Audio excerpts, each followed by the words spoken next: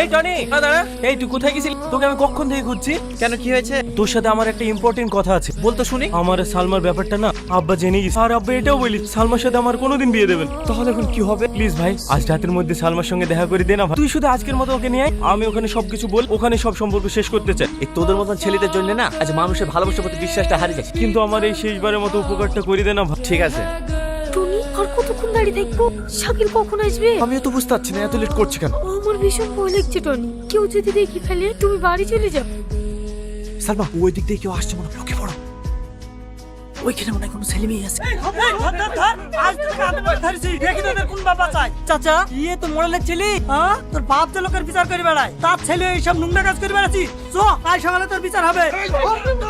এই ছুরি তলে তলে এত দূর। আজ দেখছি মোড়ালে এই ছেলের কি বিচার করে। আমি ন্যায্য বিচারই করব, তোমরা সবাই চুপ করো। টনি, তোকে আমি এই শিক্ষা দিয়েছিলাম, গ্রামে আমার একটা মান সম্মান আছে, সব ধুলিসাৎ করে দিবি। তোকে আমার ছেলে বলে পরিচয় দিতে ঘৃণা হচ্ছে। আবার তুমি অন্তত আমাকে বিশ্বাস করো। এই মোল্লা সাহেবকে এক্ষুনি ডেকে নিয়ে আয়, ওদের এক্ষুনি বিয়ে দিয়ে দিবো। না আব্বা, আমার কথাটা তো শোনো। খবরদার আমাকে আব্বা বলে ডাকবি না। আমি জানবো আমার ছেলে মারা গিয়েছে, তোর সঙ্গে আমার কোনো সম্পর্ক নেই।